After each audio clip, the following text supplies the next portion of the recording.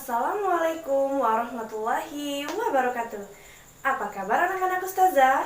Mudah-mudahan selalu dalam lindungan Allah Subhanahu wa ta'ala. Hari ini berjumpa lagi bersama Ustazah Elsa.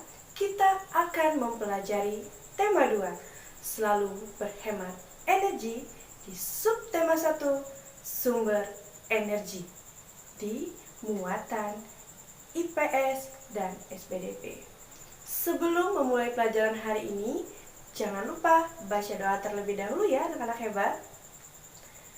Ayo anak-anak ustazah, minggu lalu kita belajar sumber energi bukan?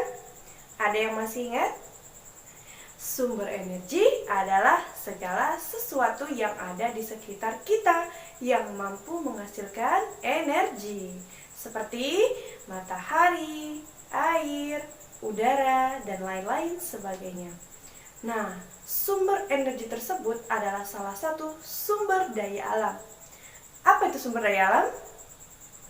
Sumber daya alam merupakan sesuatu yang dapat dimanfaatkan untuk berbagai kepentingan dan kebutuhan hidup manusia.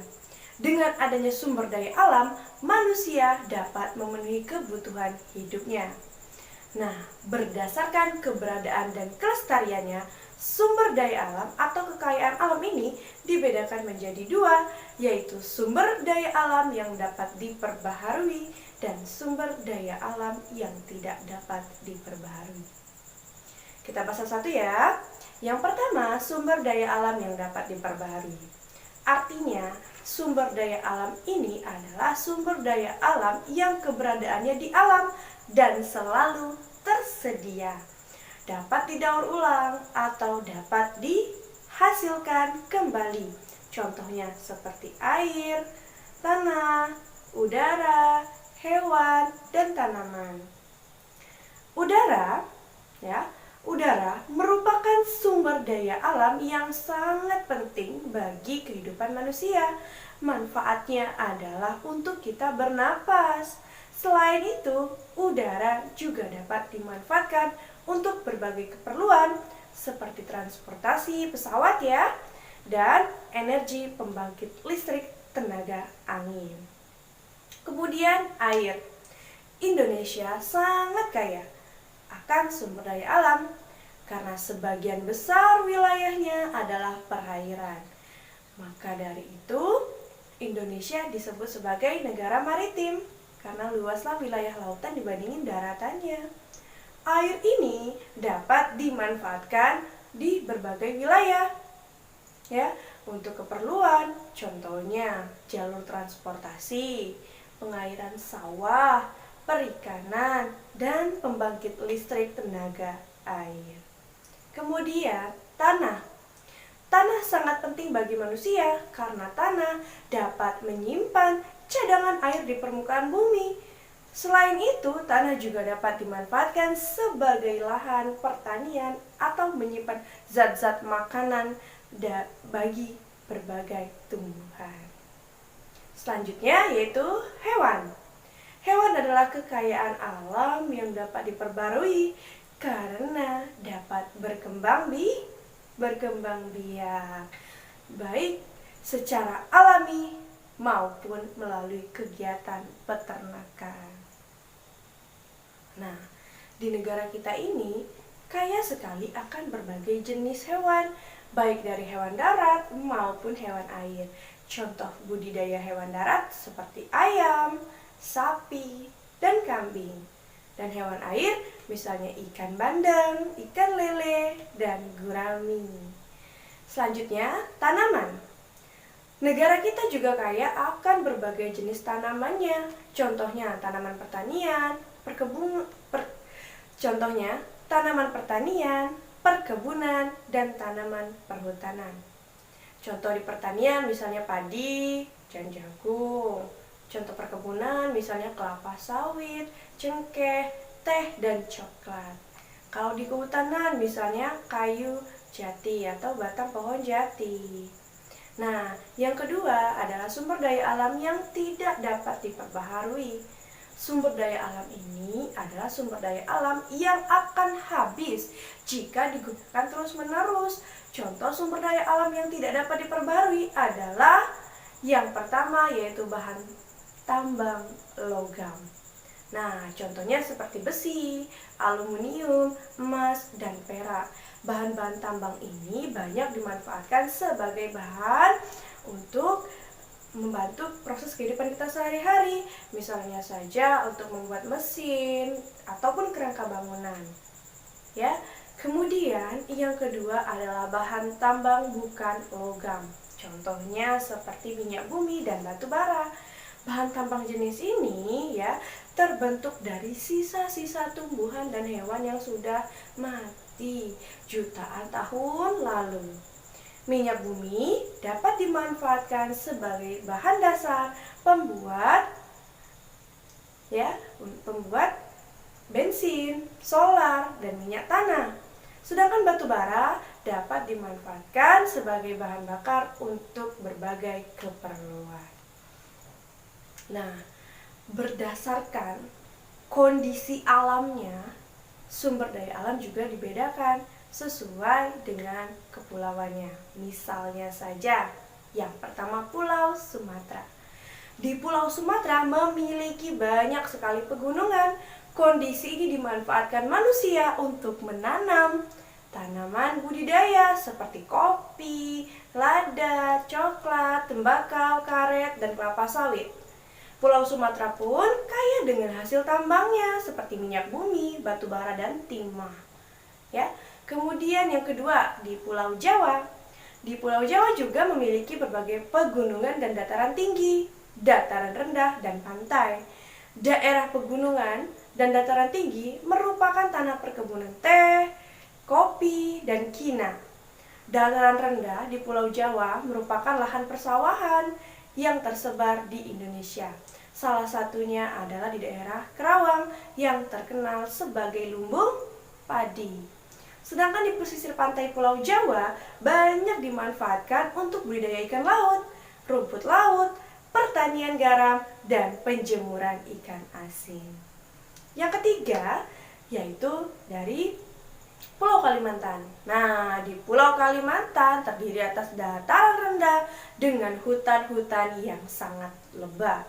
Hutan-hutan ini merupakan habitat alami bagi hewan yang terancam punah. Hutan di Kalimantan dimanfaatkan oleh manusia untuk ditanami berbagai sumber daya alam seperti kelapa sawit, karet, dan rotan. Selain itu, sumber daya alamnya juga ada yang diolah terlebih dahulu sebelum dijual, seperti kelapa sawit tadi bisa diolah menjadi minyak goreng, karet bisa diolah menjadi ban, rotan dapat diolah menjadi kerajinan tangan. Kemudian kita lanjut ke pulau yang keempat, yaitu Pulau Sulawesi. Nah, Pulau Sulawesi juga menghasilkan sumber daya alam berupa pala dan jagung. Nah, jagung ini dimanfaatkan manusia sebagai makanan, sedangkan pala dimanfaatkan sebagai bumbu masakannya. Daerah di sepanjang pantai Sulawesi dimanfaatkan untuk perkebunan kelapa. Nah, Pulau Sulawesi juga menghasilkan barang tambang seperti apa? Contohnya aspal. Ya, karena aspal dapat dimanfaatkan untuk pembuatan jalan raya. Selanjutnya yang kelima adalah Pulau Papua. Nah, di Papua ini juga terdiri atas beberapa hutan ya. Ada hutan konversi dan hutan lindung, di mana sagu merupakan salah satu sumber daya alam yang terkenal di Papua. Sagu dimanfaatkan manusia sebagai bahan makanan pokok. Ingat ya, apa itu makanan khas dari Papua? Papeda, terbuat dari sagu. Nah, makanya Papua juga terkenal dengan akan hasil sagu yang luar biasa.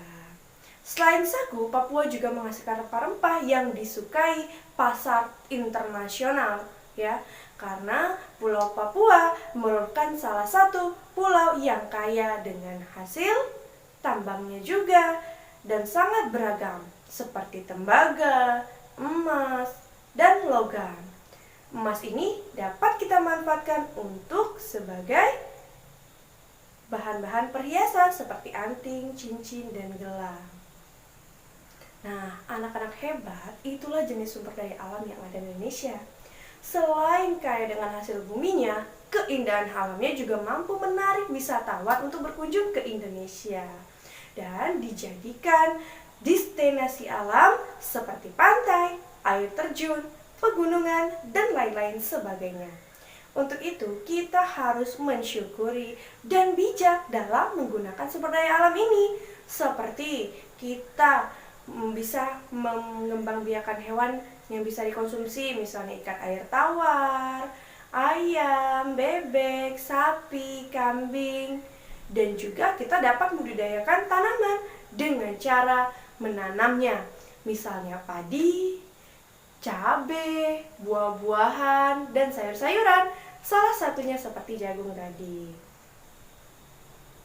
Oh ya, Nana Ustazah, ada nggak ya yang tahu lagu Menanam Jagung? Ayo kita bernyanyi bersama. Tetapi Taza ingin menyanyikannya dalam not angka.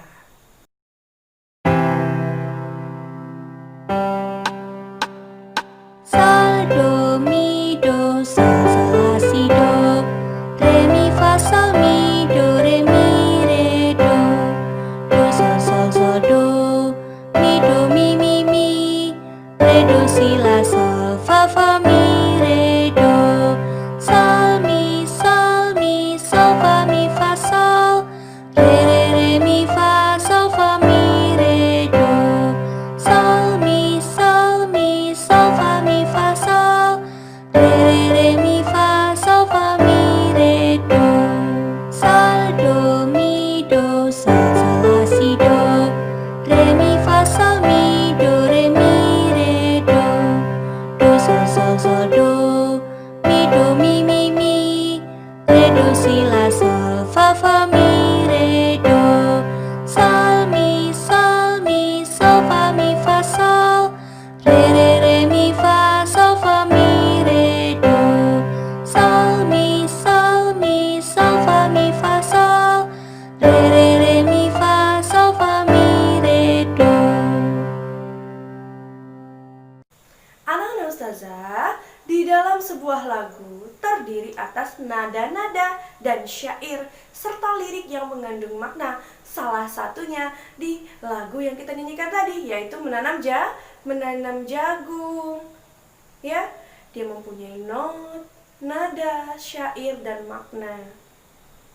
Berbicara tentang lagu, di dalam sebuah lagu terdapat tinggi dan rendahnya nada. Apa sih itu nada? Nada adalah bunyi yang beraturan. Di dalam nada terdapat nada tinggi dan nada rendah. Tinggi dan rendahnya nada ditentukan oleh frekuensi bunyi. Nah, ada kaitannya kan dengan materi bunyi yang kita pelajari di tema 1 kemarin? Iya. Urutan tinggi rendahnya nada itu disebut sebagai tangga nada. Tangga nada ini merupakan susunan nada-nada yang memiliki jarak-jarak tertentu. Terdapat 7 nada yang menyusun tangga nada dari rendah ke tinggi. Cara menyanyikannya disebut solmisasi. Nah, simbol nada diwujudkan dalam notasi, yaitu notasi angka dan notasi balok. Kali ini Ustazah akan mengajarkan tentang notasi angka seperti yang kita nyanyikan tadi. Nah, seperti ini ya anak-anak Ustazah bentuknya. Kalau 1, 2, 3, 4, 5, 6, dan 7 terdapat titik di bawah angka merupakan kode dari nada rendah. Jika tidak ada titiknya, nada sedang. Dan jika titiknya di atas angka, maka kode dari nada tinggi. Jadi kita menyanyikannya sesuai dengan not angka yang telah disajikan dalam nada-nada. Nah, nada-nada yang rendah menunjukkan suara kita semakin rendah. Dan sebaliknya, nada yang tinggi menunjukkan suara kita semakin tinggi. Selain nada, ada juga birama. Apa tadi? Birama. Birama ini juga salah satu unsur dalam sebuah lagu, di mana birama adalah satuan kelompok ketukan tetap yang dimulai dengan ketukan kuat. sampai dengan ketukan kuat berikutnya. Dalam satu birama terdapat dua jenis ketukan, yaitu ketukan kuat dan ketukan lemah. Ketukan kuat jatuh pada ketukan pertama, contohnya birama lagu 4/4, menunjukkan bahwa dalam sebuah birama terdapat 4 ketukan, di mana setiap ketukannya bernilai 1/4. Untuk lebih jelasnya, perhatikan penjelasan berikut ini ya anak-anak ustazah. Nah, terlihat 4/4. 4 menunjukkan banyaknya ketukan dalam satu birama. Yang di bawah 4-nya menunjukkan nilai setiap ketukan dalam satu birama. Contohnya seperti ini ya anak ustazah. Selain birama, juga ada satu lagi yang mempengaruhi dalam sebuah lagu, yaitu adalah tempo. Nah, tempo lagu ini adalah cepat atau lambatnya lagu saat kita nyanyikan. Secara umum, tempo lagu terdiri dari tempo lambat, sedang, dan cepat. Alat untuk mengukur tempo lagu ini disebut metronom. Tanda tempo biasanya ditulis di sebelah kiri atas dalam sebuah teks lagu. Tanda tempo ditulis dengan istilah sebagai berikut. Yang pertama, allegro, nesto, dan vivace. Itu untuk tempo yang cepat. Yang kedua, moderato, andante, dan andantino adalah untuk tempo yang sedang. Yang ketiga, adagio, largo, dan lento adalah untuk tempo yang lambat. Jadi tempo lagu sangat berhubungan dengan jenis lagunya. Lagu bertempo cepat biasanya menunjukkan suasana lagu yang gembira, dan lagu yang bertempo sedang menunjukkan suasana lagu yang gembira dan lega. Sementara itu, lagu bertempo lambat biasanya menunjukkan suasana lagu yang sedih dan khidmat. Anak-anak ustazah, mudah-mudahan pembelajaran kali ini dapat dimengerti ya dan bermanfaat untuk kita semua. Sampai di sini dulu pembelajaran kita hari ini. Jangan lupa like, subscribe, dan komen ya, serta aktifkan tombol lonceng anak-anak ustazah agar tidak ketinggalan pembelajaran berikutnya. Tazahiri, wassalamualaikum warahmatullahi wabarakatuh.